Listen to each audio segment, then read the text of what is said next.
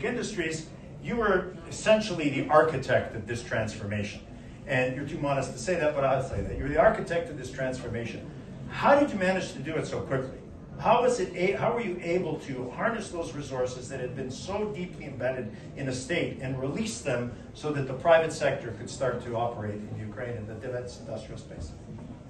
Then thanks for the good speech, but it was not as good as my president's speech recently. And the story was quite easy. Let's get back to some decades ago. You know that in Soviet time we already got great defense industry. We got over 2,000 factories, and that industry was quite strategic, I would say. Then for decades it was neglected for some reason. As you said, no one could do any deal with Ukraine in defense industry. And at some point, when we started the war, when we faced the war, when we entered the war, we've been fighting with what we've got in stock, with Javelins, with Bayraktars, and then with what arrived from the whole world, from the whole free world, from our strategic partners. And we've been fighting with all that equipment coming from different countries. And 2023, my president said we should get more from our local industry. So jumping into today, he announced that 40% of what we've got in the front line is what we produce locally. Wow. It was not always like that. I would give you some scary figures. 2021, the year before the Great War began, but already 9 years in the war. We've got zero ammunition produced, just zero. 2022, we've got only 50,000 rounds of all calibers produced for the whole year. 2024, as my president announced recently, we've got 2.4 million rounds, from 30mm NATO caliber to 155mm NATO caliber.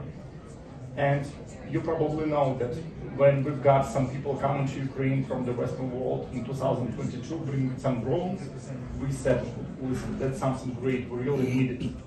In 2023, we've got those people coming and bringing some components, usually radio, video, something else. Now you know that they're coming and trying to learn from what we've got. And it's not only in aerial drones, it's land systems, it's sea drones, all types of unmanned systems. So at this point, Ukraine is building itself as a powerhouse for defense industry. And as my president said recently, that's the key to security of the whole Europe. Yep. We're going to drill down into that, but the takeaway I have from your comments is we had all of these resources in place. They weren't properly allocated or rationally allocated or allocated for a different purpose. And you were able to harness them and add into that the technology side as well. And this is what we're seeing today. Is that an accurate statement? Because that's really interesting, because that's on the Ukraine side. And then we have what you guys, everybody was saying Ukraine of these companies.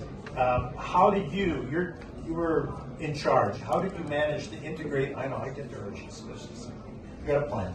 How did you manage to pull all of this together and to make it function? Because you had your ministry, you had the Ministry of Defense, you had the Ministry of Digital Transformation, you had the General Staff. That's not an easy circus to be a ringmaster for. I've been in the government 4 times, I've seen it, it's not a pretty picture. How did you manage to get these partnerships to work together in such a short period of time? So first of all, when we got, like as Lauren said, we are fine with doing something that is lethal. It sounds so warm to me, because whatever we get in our hands in Ukraine, first idea we got whether we can fly to Moscow and hit some Russians. And definitely first we started doing something, then we started reshaping the industry and building the ecosystem. Any one of you got pet cube tool at your home for your pets? I've got it. Anyone got it? So we got the founder of this company here in the room. And you know why? Not because of pet cube, but because of his defense tech company. He is great in AI, in targeting, in defense tech, in drones. And we've got so many people here turning into defense industry from something different. Some time ago, Evelyn was doing a great job in incubator for startups in Ukraine, nothing to do with defense industry. And many other people have been doing pretty much different job, but never defense industry. And all of us, at some point, started doing something that can fly to Moscow and hit Russians.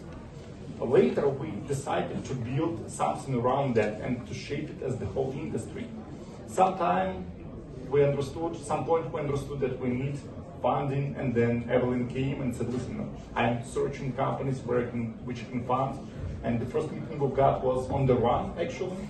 Been running some 10 kilometers around the park, and that's where we agreed to move on together.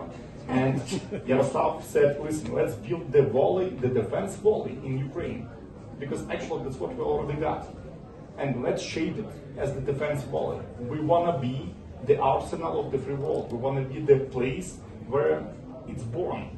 And yes, we would be happy to share it back to the Europe, to the whole free world, to US as well.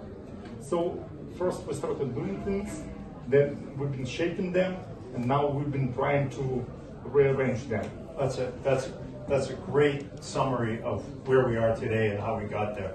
And we are, Oleksandr is very concerned I haven't brought Natalia in, but there's a good reason for that, because she's now